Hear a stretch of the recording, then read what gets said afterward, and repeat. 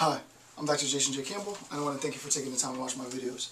In this video, I'm continuing my lecture into metropolitan conflict. We're on section 1.1 of my notes.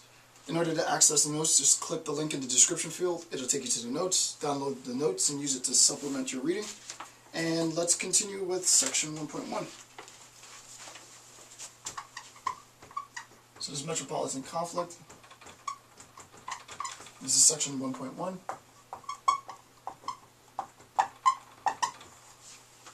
And this is the three versions of metropolitan governance. So we're going to talk about three versions of governance. These versions do also reflect a chronological distinction. As I discussed in the last section, I talked quite a bit about sort of this consolidated, very large central governance, right, and government. And this idea, this seminal idea about the way in which the surrounding area should be governed, that is by heavy, dense, centralized governance and government, is known as the unitary or also the consolidated metropolitan form, right? So this first form is the unitary, which is also known as the consolidated, right? It's advanced by Maxey and Reed and others. And here's some of the key constituent criteria for this unitary form. So 1A, quote, this is top of page 3, section 1.1. 1A says, one general purpose government for the entire metropolitan area and the abolishment of all prior existing cities, towns, and special districts. Right? So that the idea is we arrive at this unitary governance. And insofar as we arrive at this unitary governance, obviously you might be able to talk about any number of methods in which this happened, as we talked about in page 1, front of page 1. Annexation might have been implemented. We might talk about how, right? Not just that it occurred, but how this occurred. And it's relevant for any number of reasons, right? The unitary form, the centralized form, as the author said in the initial section, facilitates an ease with which what was the, I forget what he said. He said it was, hold on, I'm gonna find it. Annexation involves central city should constitute the sole governing area for the unit general to provide the entire metropolitan area, right? So the centralized function facilitates the ease with which services, and I do sort of disagree with this, obviously.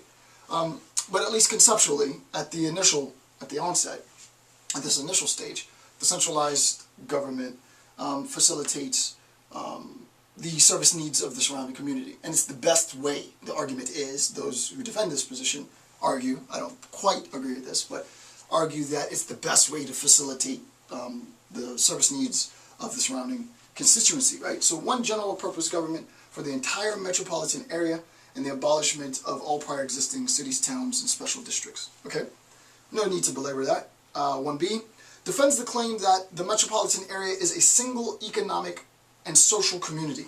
Right? Metropolitan area is a single economic and social community which should be governed and functionally provided for by a single area-wide government. This idea is one of both the consolidation of governance centrally, but also the recognition, as the author said, that the metropolitan area is really one single economic and social community. And the relationship between this metropolitan area, that is various suburbs and various cities, the relationship is such that in terms of the metropolitan mode of governance, this distinction is consolidated under one government, right? Don't want to belabor that. And what I'm going to do too, I'm going to go through and read the next few bullets that I have, because I'm starting to sense that this is the first type of lecture that I've done like this. This is like sort of fact-based lecture. There isn't much theory here. I'm going to see how, I'm going to read through the next section before I present it. I'm going to present all the sections because I've already created it. But some of these lectures might be better. I might have to change my format a little bit because it doesn't make sense just to reread the bullet points. But the idea is also there isn't much to add. I mean, everything that you need to know is already in the notes, right? So I might change the way that I present this depending on what the next few sections look like, because what I normally do is social science, sort of socio-political research theory heavy. So there's a lot to be explained. And this is sort of direct. There really isn't much more to say other than a single government and a single economic area. There's really nothing to flesh out in that comment. So if these sections go by super quick, you'll have to forgive me. The intent isn't to rush through it, but unless I really feel that I need to expand on this, what I'm going to do, at least at this point, is just read what I've written and move on. If that ends up sort of compromising my lecture, you'll have to forgive me. But this is the first type of lecture. I haven't done a Metropolitan conflict lecture before. I know the notes are solid. I know the notes are good. How I communicate this, we'll see how that goes. So 1C, initially defended by the Committee for Economic Development. Again, just a fact, just know it. I did this research on my own, so just know that that is the case. This would be good in guiding you for your literature analysis if you're doing sort of a literature review on the concept. So the unitary consolidated form was initially defended by the Committee for Economic Development, the CED, in their 1966 Modernizing Local Government publication. So just more data for you to assess. So the assumption is the fundamental problem of the metropolis was the decentralized or fractured nature of local government. So the original idea, there is some theory here that I can flesh out, right? The original impetus for a unitary form was that of, and I said this in the end or maybe in the middle of the last hour, was that of decentralization. Decentralization seemed to be a problem. There wasn't a clear and consolidated way in which you could bureaucratize via hierarchy the duties in addressing the needs of the constituents. Right? You had too many dispersed local communities, too many dispersed local modes of governance, and thus there was high degrees of variability, right, in terms of the population. What we'll see later is voting with your feet, this idea of voting with your feet, and the idea is you move where you get the best bang for your buck for all practical purposes, right? People want to live in areas that have good economic advantages, that have good growth potential, that have good education opportunities for their children and such. None of this has changed ever. None of this will ever change. And you can tell who's doing a good job locally as one mode of accountability by sort of population concentration. More people live in this particular community, thus what they're doing is good. The argument is it's only good because, or the goodness of the area, the goodness, the standard of living, the quality of life is good in that area, subjectively speaking, because of what has been done in terms of consolidation, right? We have centralized what was otherwise decentralized, and it's the process of centralization in terms of government and governance that facilitated this standard of living, that facilitated this quality of life.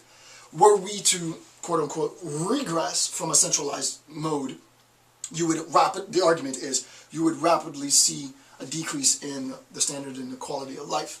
A lot of that is open to assessment. Most of it might be conjecture, but I just want you to recognize the unitary form of government is a response to an already existing state of decentralization, and centralization and unitary consolidation was seen as a means of progression and progressing the metropolitan needs of surrounding constituents. So that's the first, unitary. Number two, federative. This is, again, forgive me if I pronounce this name incorrectly, Gulick. And here's 2A, direct quote, "The only sensible way we can deal with the metropolitan problem is to agree that the responsibility for action now falls on all three extensions," right? In terms of problems that arise within a metropolitan area, it's not just the local or state. Obviously, you would probably think it's definitely local, right? In terms of metropolitan conflict, a lot of that is going to be held at a local level. Local municipalities, local police force, local sort of jurisprudence, blah, blah, blah. Less so at a state level. right? State level, obviously, multiple metropolitan areas within a state.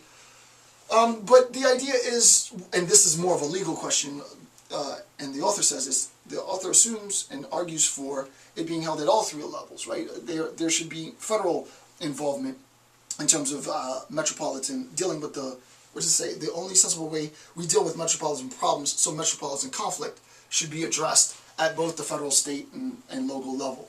The idea is, how might that unfold is easier than to say that it should unfold. Obviously, the little bit that I do know is it's not that easy for the federal government to flex its sort of political muscle at the state and local level, right? So that in terms of, and again, I don't know the law well enough to really speak on this point, so I'll just posit the question, what is the feasibility of the author's statement, right? Would you agree with the statement? Yes, no, why? That's as much as I can do in terms of contribution. The effort really was in compiling the notes. It wasn't easy to compile the notes. But since there's so little theory here, I'm not going to sort of belabor it with continual analysis. So address the pros and cons of that. If you agree with the author, why is he right that metropolitan conflict resolution might be best facilitated at all three branches? If you disagree, which level do you think owns the impetus for assuming the responsibility for conflict management in metropolitan, and why, right? You can imagine that. That would be a good question. In terms of federative, this is 2B. The unitary consolidated position was abandoned by the CED, right? By that same Committee for Economic Development in their 1970 publication, Reshaping Government in the Metropolitan Area. Before we even go on, this bit is theoretical, and I do love stuff like that, right? You have one in the same body, right? The CED, the Committee for Economic Development, having embraced an original theoretical approach, right? One of centralization. They have an amount of time that passes by, and they can assess the viability of this new approach. And obviously this, I mean, the name of the organization is the Committee for Economic Development. So, pretty easy way to assess sort of the progress and the viability of this model. And it was abandoned. Why? Because it wasn't dogmatically held. What happens is the development needs to facilitate, in this end, economic growth, economic potential, both for the business community and for the constituents and the citizens who live in the surrounding community. And those models that best afford both participants, that is the business community and all the various branches, and the citizenry, and all of the citizenry as much as possible, or most of the citizenry, those models that best accommodate both are the models that we embrace. There was a time at which we embraced a more centralized form, and it worked for a while, but we've abandoned that for a better model, which is rational, which is good, right? Which advanced a federative two-tier approach to metropolitan governmental structure, right? So this two-tier, unlike the unitary system, the federative retains existing cities and towns, and provides for regionally oriented system maintenance services such as, and I talked about this in the last video. It's amazing how much I did remember though. So the idea is this, just to make all of this sort of clear. The initial distinctions prior to consolidation were dissolved. Right? All of those initial distinctions in terms of state and local jurisprudence, blah, blah, blah, all of that was consolidated once we arrive at a unitary system. The unitary system became the sole mode of governance. CED, Committee for Economic Development, backs it initially and then backs away from it. Why? Because it was seen that a two-tier model was better. I can imagine why. I haven't actually read this, but I can imagine that preserving some of the existing structures and the existing relations in terms of cities and towns that have already been established, why not preserve some of those things, right? Because there are already functioning, working, relational, this is for educational purposes, this is for economic purpose, there are already functional relations in place in that we can provide two tiers, right? We can provide, retaining the existing cities and towns provides for regionally oriented system maintenance services, right? So what we can do at the macro level is provide for service orientation, that is in terms of sewage, in terms of management of crime, in terms of transportation, while keeping in place, not having to dissolve existing city-town relations. So 2 tiers rather than 1. For more information, read more on that. The truth of the matter is, there's quite a bit that I would need to learn in order to fully comprehend the transition. My account is more conceptual because the truth of the matter is I'm not in city planning. I would imagine that a city planner would be able to better articulate the need for this transition. I would imagine that part of the need, and this is just theoretically, and this is not really justified. I don't really do this in my lectures, but I have to now because I'm sort of fish out of water in terms of metropolitan conflict, though I do think this is a fascinating topic. Heavy consolidation of city services and central government and governance forfeits all the existing relations that had been established prior.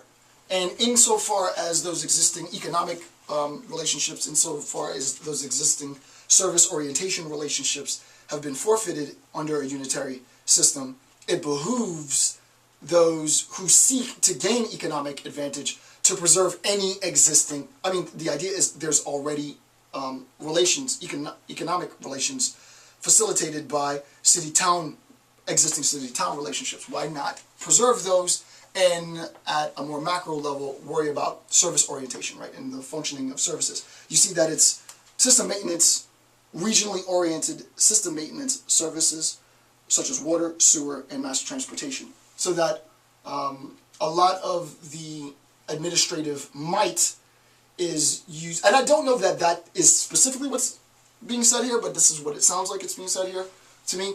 A lot of the administrative might is used for service orientation, and a lot of the economic relationships at the grassroots level, at the local level, is preserved, right? So that there's 2 levels of distinction. You might take it a step further, and I could be wrong, and feel free to correct me if I'm wrong. I don't care to be wrong. What I could conceptualize, and this would be sort of maybe a neo approach, is I do think it is interesting to look in terms of the diversification of administration. Remember what Wilson said in section 1, that we need to recognize the distinction between politics and administration. I think it would be interesting to see that in terms of administration is obviously diversified. There is service orientation that needs to be addressed for constituent needs in terms of education, in terms of transportation, in terms of sewage and management and all that other stuff. And then there's economic. And I think if everybody is doing both, you lose specialization, right? You need administrative oversight at a local level, which is specifically oriented for economic development and economic growth. And then you need service orientation, and I don't see why. And and now I can recognize. Now I think I actually talked myself into the right answer. I could see why a unitary model, and I don't want to generalize, but I could see why a unitary model would be problematic because there isn't that diversification of specialization, right? Administrative functioning is administrative functioning, and that might, I would imagine, a committee for economic development, they're saying, listen, our needs aren't being met by this. This is me also, this is a bit of conjecture, but I can imagine inferential reasoning. Our needs aren't being met, which is why we switched. We want to have a segment of the administration functioning solely for, or more so for, economic development growth, so that it's not tied with everything else, right? So the idea is sort of diversification.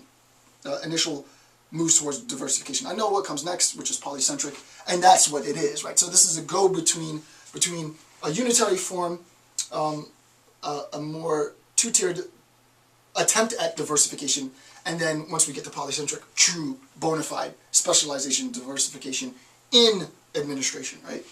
So that was 2C. Lastly, 2D, the Committee for Economic Development endorsed a federative governmental structure for metropolitan areas to gain the advantages of both centralization and decentralization, right? So the advantages of centralization obviously It's more expeditious in many parts. There aren't any number of overlaps or redundancies in the effectiveness implementing policies in terms of regulation. So there are benefits to centralization, and also this decentralized approach. Okay, number 3. This is really going to be quick. This is going to be like 30 minutes, maybe 25 minutes. I might be able to have to look and see how long the next section is. Number 3, the polycentric. This is advanced by Ostrom and Thibaut. Forgive me if I pronounce that wrong. And Warren. 3a, sharply criticized the consolidationist argument and defended the plurality of governments in the metropolitan, in the metropolis. Allows and stimulates competition between local governments, right? So that obviously good capitalist model competition is always good, but the idea is this polycentric account allows for the stimulation of competition between local governments, so that it's not one consolidated group. The consolidated group becomes, in terms of, well, I don't know how true this really is, I mean, in a contemporary account. But at least theoretically, the argument is in capital competition is good. Now we're talking about global competition. You can recognize that if we're talking about centralization, there is no competitiveness needed, thus dogmatism and dogmatic approach to governance is likely. And thus there could be a discontinuity between the needs of the community and the constituents and the agenda of those who have administrative control. Whereas if there are a plurality of governments within the metropolitan area, voters will be able to do, as I said before, they'll be able to vote with their feet. Thus, I don't like the administration of policy in this particular region. I'm going to go 20 miles south and live in this particular community because I think what they're doing is better.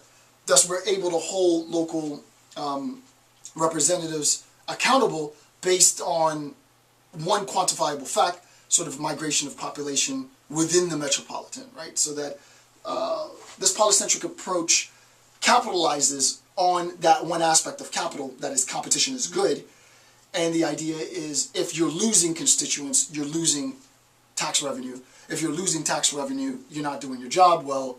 Thus, competition between governments locally allow for a quantifiable means of assessing who's doing good and who's doing bad, what communities are flourishing and thriving, what communities aren't doing as well, and hold their representatives accountable.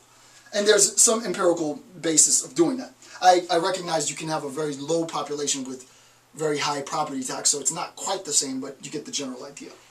3C, and this is, I just call it voting with your feet, as defined by voting with your feet. So 3C, voting with your feet, the phrase attributed to Thibaut, or Thibaut, it's probably French, you know, I'm so bad. I'm American. perhaps attributed to the scholar. The assumption is that individual choice is conditioned, right?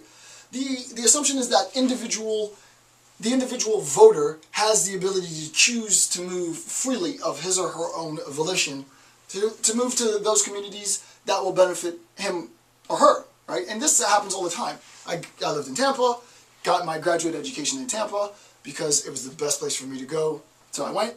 I go to Tampa, I leave Tampa, I had an opportunity to come here or go to Virginia. Or was it Virginia? I think it was Virginia. I had an opportunity to come to Fort Lauderdale, go to Virginia.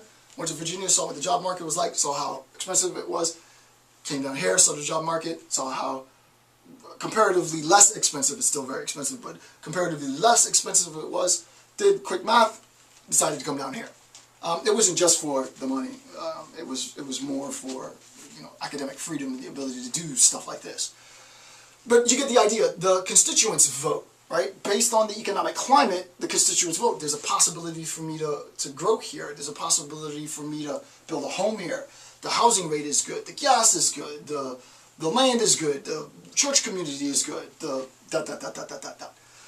any number of factors. And then lastly, 3CI, as an empirical means of assessing the effectiveness, efficiency, and accountability of the metropolitan government, citizens will, quote, choose their place of residence. So the idea is, as I said before, from the first section, we can hold local elected officials accountable to some part based on the number of constituents in their communities and the way in which the services and the needs of those constituents are satisfied. Obviously, the more constituents choose, the more that constituents choose a particular community to live in, the more, at least this is theoretically, the more tax revenue that's generated from that constituency, the more that tax revenue goes back into the community to facilitate services and needs for the community, the more community development can boom, the more we can have parks and recreations in that community. But the idea initially is one of enticement, right? It is creating a condition in which you have manufactured a community that entices people to live in that area, and thus figuring out what those things might be, what those conditions might be that would entice people to live, is a means of sort of, before it even occurs, garnering tax revenue and then using that tax revenue for the betterment of the community, thus enticing more people into the community and such, right? In terms of development of metropolitan communities and planning, one thing that I recognized overwhelmingly, time and time again, throughout the reading that I was doing, and I did the reading maybe about 4 or 5 weeks ago at the most, was that authors were always changing. There wasn't any one sort of holistic narrative that everybody believed.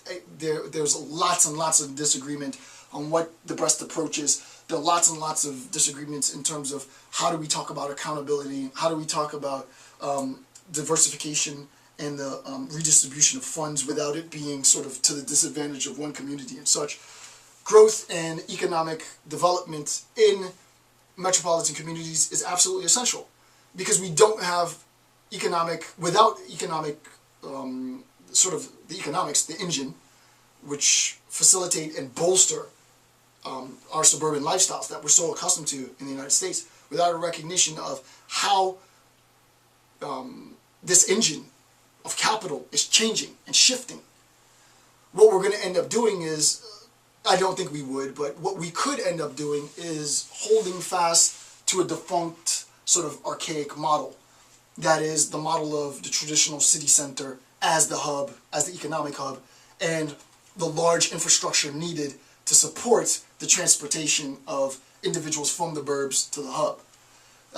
If that no longer seems viable, in building next generation cities, it would be ridiculous to build as we were building in the 50s. It would be ridiculous to build huge central cities with, skyscrapers and such, and then suburbs and outskirts with all of these government-funded transportation networks facilitating this transportation, which need to be maintained, which have huge overhead if our citizenry are less likely to use them.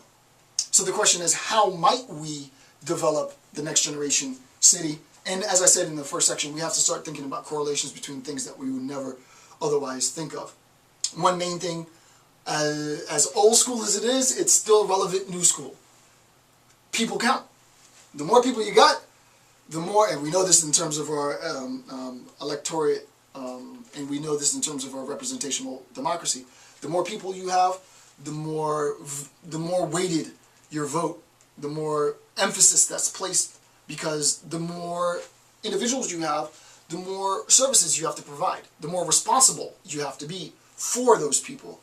And the idea is, how do we develop these next generation cities is one question. In terms of what we'll talk about, gentrification and such, how do we transform our existing infrastructure to meet the needs of growing communities is even more complex, right? The development of new urban spaces, the development of new residential spaces is less complicated than the revitalization and the gentrification of existing structures. That's substantially more difficult because we're talking about existing structures. I will, as we progress throughout the lecture series, revisit these concepts and add a little bit more depth to the discussion, but that will conclude this section. Rather brief, but there's no need to go into it than I need to, right? I spend as much time as I need.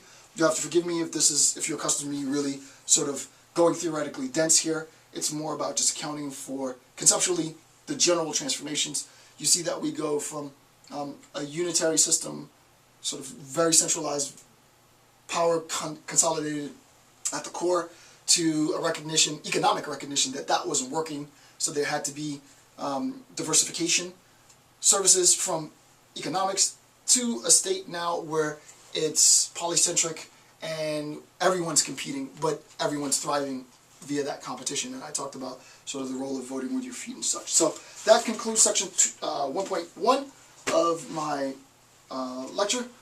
I want to thank you for taking the time to watch my videos. I'm Dr. Jason J. Campbell. Have a good day.